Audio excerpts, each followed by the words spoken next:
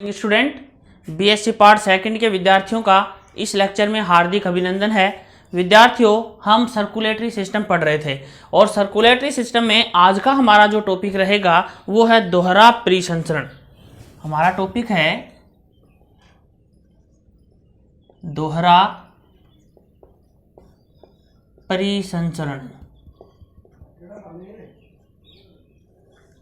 Double circulatory system. देखिए, दोहरा परिसंचरण तंत्र जो है इसको सर्वप्रथम विलियम हार्वे ने प्रस्तुत किया था। किसने प्रस्तुत किया था? सर्वप्रथम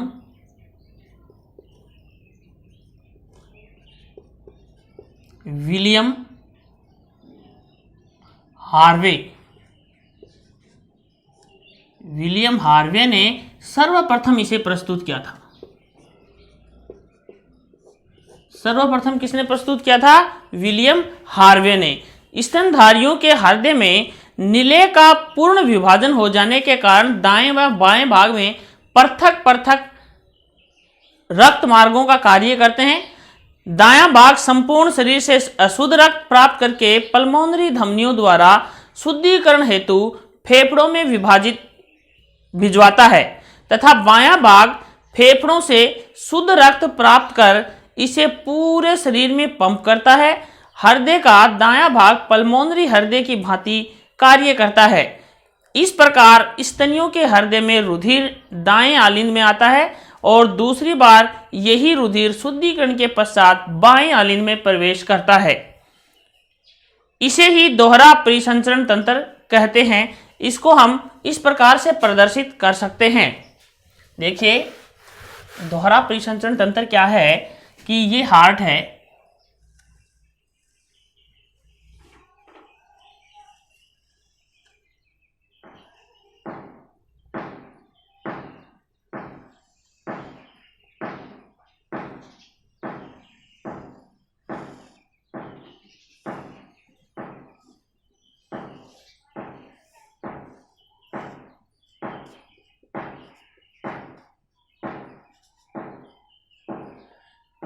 टिश्यू,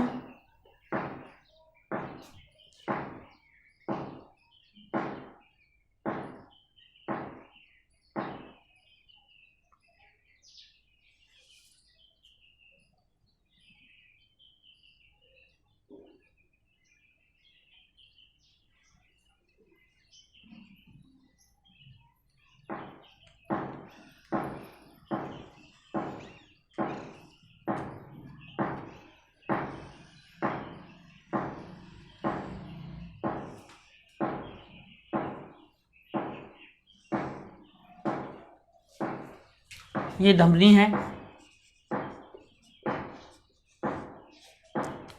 ये सिरा है,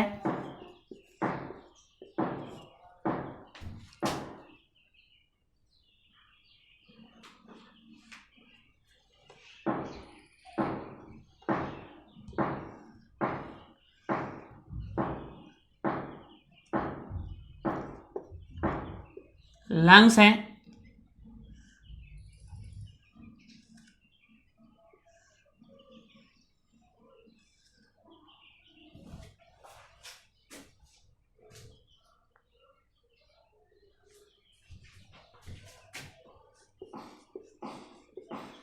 पुल्मोनरी वेन,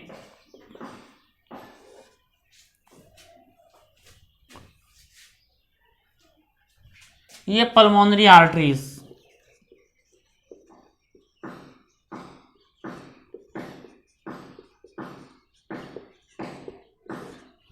ओके। देखिए, हृदय के अंदर ये अशुद्ध ब्लड आता है, ये अशुद्ध ब्लड है और ये अशुद्ध ब्लड यहाँ आ गया। यहाँ आने के बाद ये जो दायां आलिंद है, दायां आलिंद से दाएं नीले में, दाएं नीले से ये ब्लड लंग्स में जाता है और लंग्स से वापस कहाँ आ जाता है? ये यहाँ पर हार्ट में ही आ जाता है। तो ब्लड एक बार और दो बार, तो इस प्रकार से ये है दोहरा परिसंचरण तंत्र। ये क्या है? दोहरा परिसंचरण तंत्र। हृदय का दोहरा परिसंचरण तंत्र का ये डायग्राम है। इसको अब हम फ्लो डायग्राम के द्वारा प्रदर्शित करेंगे। इसको अब हम किस में प्रदर्शित करेंगे? फ्लो डायग्राम में प्रदर्शित करेंगे।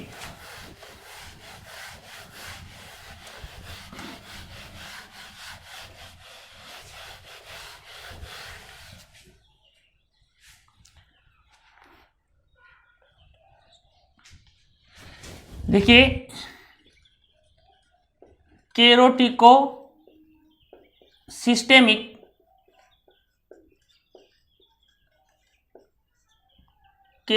सिस्टेमिक महाधमनी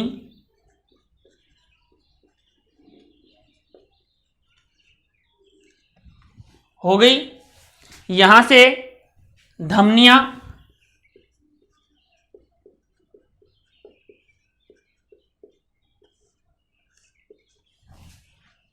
धमनियों से अंग,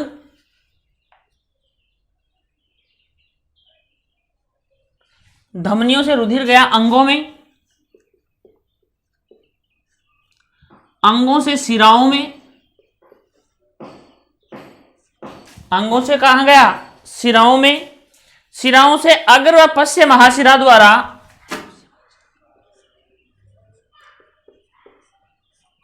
अग्र एवं पश्च महाशिरा द्वारा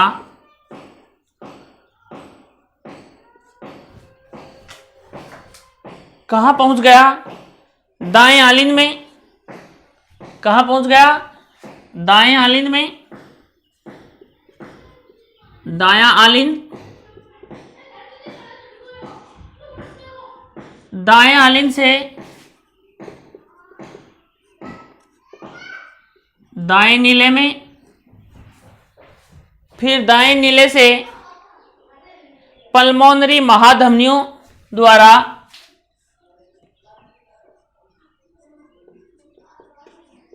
पल्मोनरी महाधमनी,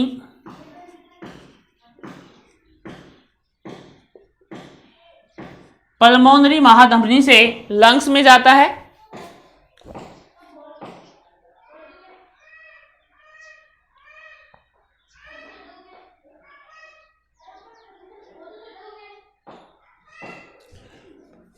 लंग्स में या फेफड़े में,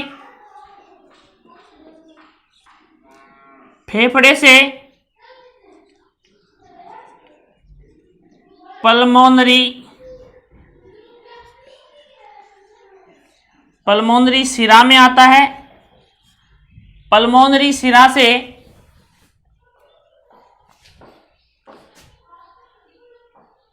बाएं आलिंद में,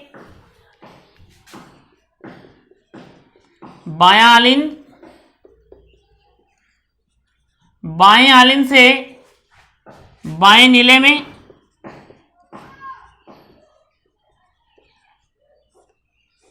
बाएं नीले से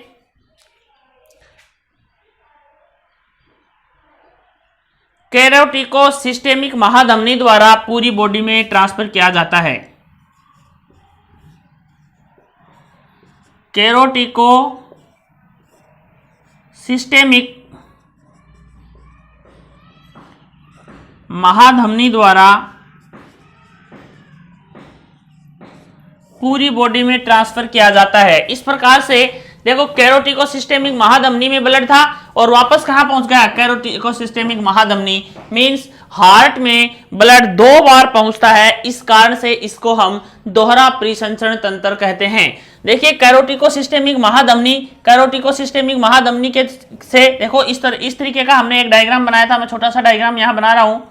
ये देखिए, ये जो यहां से निकल रही है शुद्ध ब्लड लेकर के, ये है कैरोटिको सिस्टेमिक महाधमनी।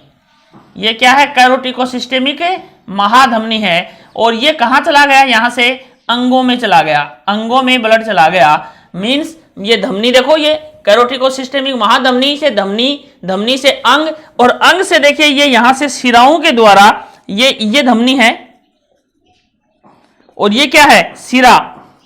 ये शिराओं के द्वारा और प्री केवल तथा पोस्ट केवल, देखिए अग्र तथा पश्च महाशिरा ये वाली, इसके द्वारा ये कहां आ गया? दाएं आलिंद में। ये क्या है? दायां आलिंद, दायां आलिंद, दाएं आलिंद में आ गया। और ये क्या है? बायां आलिंद। ये बायां नीले, ये दायां नीले। दाएं आलिन में, दाएं आलिन से दाएं नीले में आ गया। दाएं नीले से देखिए ये पल्मोनरी महाधमनी के द्वारा और कहाँ चला जाता है ब्लड, लंग्स में चला जाता है। ये लंग्स हैं, ये लंग्स में चला गया। पल्मोनरी फेफड़े, फेफड़े से पल्मोनरी शिरा के द्वारा, ये देखिए पल्मोनरी शिरा के द्वारा वापस ब्लड इसमें आ जाता है। और ये क्या है, बायां आलिन, बायां आलिन, बाएं आलिन से बाएं नीले में, और बाएं नीले में से शुद्ध होकर के वापस फिर कैरोटिकोसिस्टेमिक महाधमनी के द्वारा संपूर्ण बॉडी में इस ब्लड को ट्रांसफर कर दिया जाता है। तो ये था दोहरा परिसंचरण तंत्र। ठीक है, इसके बाद में देखिए हृदय स्पंदन, अगला हमारा टॉपिक है हृदय स्पंदन।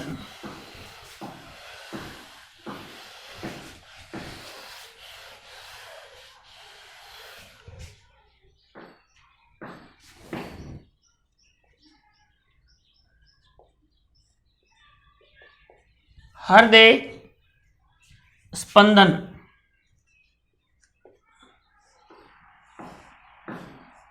Heart beat. देखिए हृदय में नियमित स्पंदन का गुण पाया जाता है और हृदय का यह गुण भ्रूणीय अवस्था में भी पाया जाता है, जबकि तंत्रिका ऊतक का इससे कोई संबंध भी नहीं होता। देखिए हृदय स्पंदन, नियमित स्पंदन का गुण पाया जाता है हृदय में, हृदय में नियमित स्पंदन का गुण पाया जाता है। स्पंदन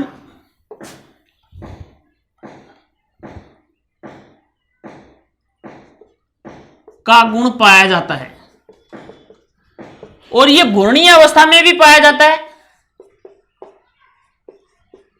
भ्रूणीय अवस्था में भी पाया जाता है,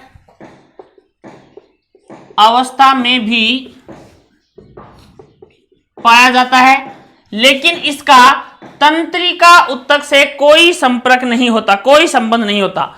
इसका तंत्रिका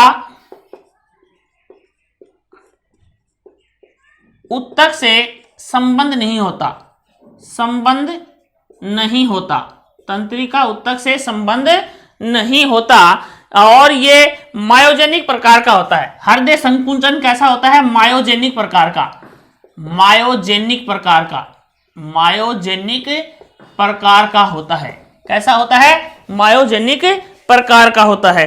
हृदय बहुत ज्यादा, हृदय धड़कन में प्रकुंचन या सिस्टोल तथा एक शिथिलन डायस्टोल होता है। हृदय की धड़कन की दर अलग अलग प्राणियों में अलग अलग होती है।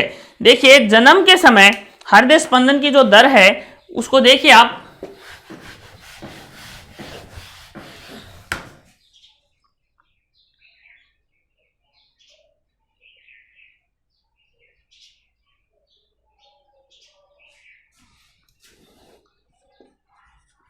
गर्भस्थ शिशु